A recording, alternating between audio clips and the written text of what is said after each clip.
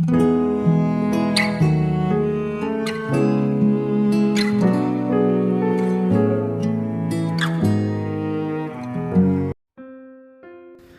saudara yang kasih Tuhan Yesus, selamat malam dan salam sejahtera bagi saudara semua. Saya menyapa bagi saudara yang ada di Indonesia, dari Sabang sampai Merauke, dan dimanapun berada, saudara yang ada di Malaysia, di Singapura, di Kamboja, di Amerika Serikat. Senang sekali kembali menjumpa saudara pada saat ini. Kiranya sukacita surga, damai sejahtera daripada Roh Kudus melimpah dalam hati dan kehidupan saudara. Selamat datang kembali di Pokok Anggur bersama saya Yosia Krisbianto. Mari saudaraku, sebelum kita bersama-sama merenungkan firman Tuhan, mari kita bersatu dalam doa. Bapa di surga, Bapa yang baik, Bapa yang kami muliakan, di dalam nama Tuhan Yesus Kristus, kami mengucap syukur oleh karena pertolongan Tuhan dan penyertaan Tuhan di sepanjang hari ini, sehingga kami boleh dimampukan Tuhan untuk melewati hari ini, hari yang Tuhan beri untuk kami dapat melakukan tugas kami dan seluruh aktivitas kami. Itu semua karena berkat pertolongan daripada Tuhan saja. Pada saat ini kami kembali rindu untuk merenungkan firman-Mu.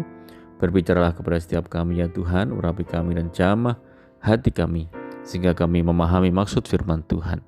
Terima kasih Tuhan, kami siap merenungkan firman-Mu hanya di dalam nama Tuhan Yesus Kristus kami berdoa.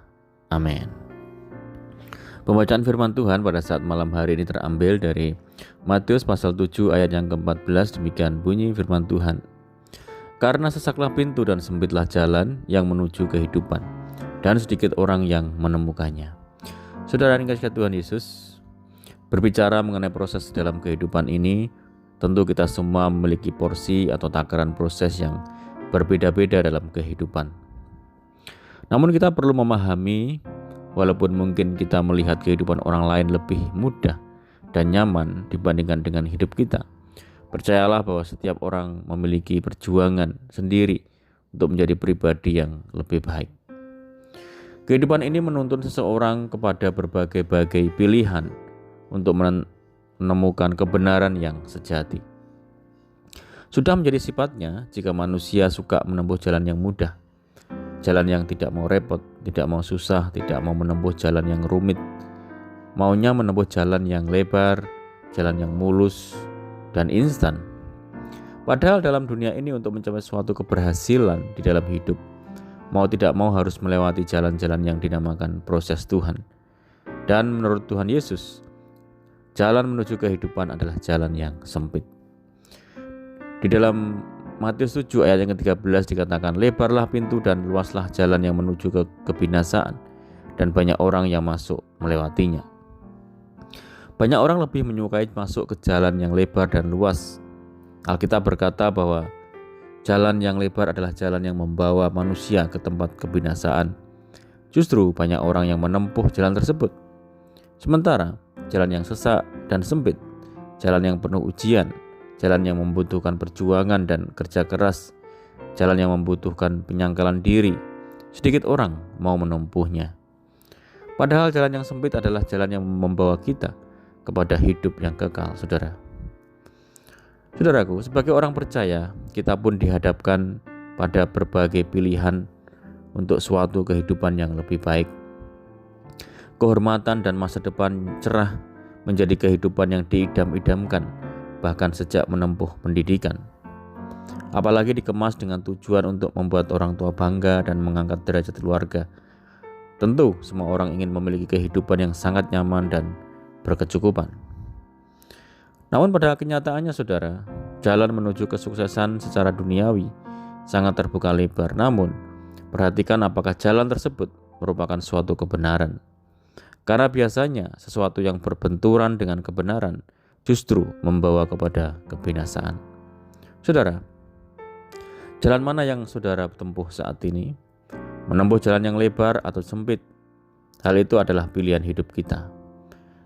Dalam Amsal pasal 14 ayat yang ke-12 mengatakan, ada jalan yang disangka orang lurus, tetapi ujungnya menuju maut.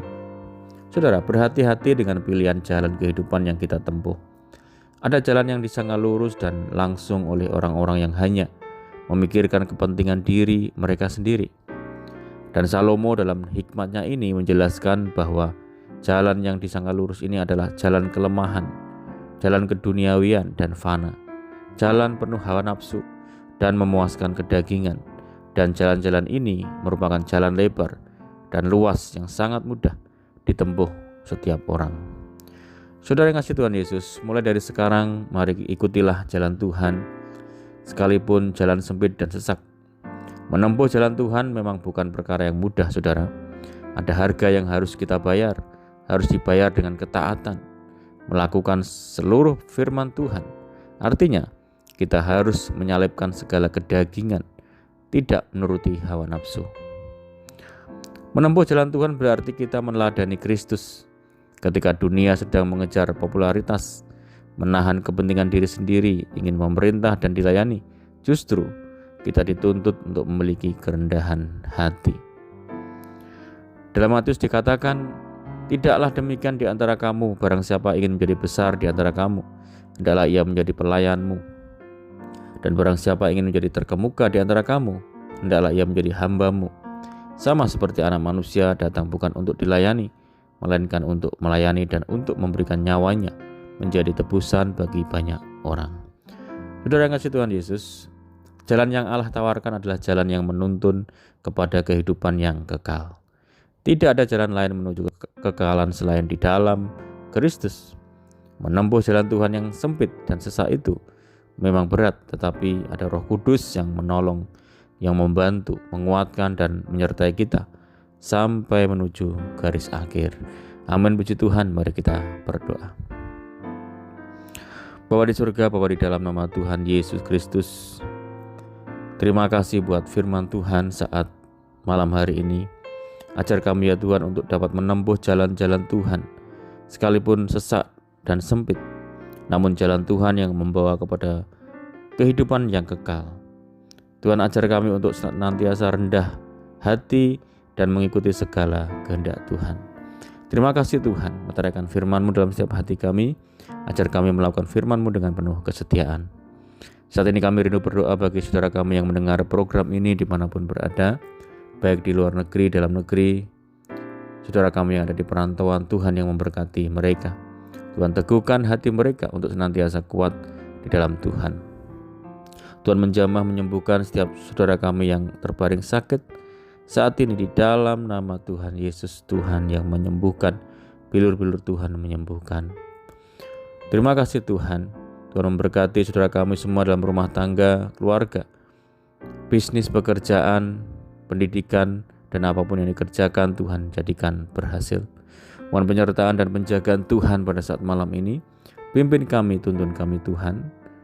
Dan kami berdoa pada saat ini bagi saudara kami yang terikat oleh kuasa kegelapan, Tuhan lepaskan, bebaskan di dalam nama Tuhan Yesus. Tuhan memberikan penghiburan bagi setiap kami yang menderita, berikan kekuatan bagi setiap kami yang lemah dan putus asa. Berdoa bagi daerah kami, kota kami, negeri kami, desa kami. Tuhan yang memulihkan, Tuhan yang memberkati. Terima kasih Tuhan. Ini doa kami, hanya di dalam nama Tuhan Yesus Kristus kami berdoa. Amin. Puji nama Tuhan, saudara, kita sudah mendengarkan firman Tuhan. Saya percaya saudara semua diberkati, tetap bersuka cita dalam Tuhan, mengandalkan Tuhan. Sampai jumpa di renungan berikutnya. Saya ucapkan selamat malam, selamat beristirahat, Tuhan Yesus memberkati. Haleluya.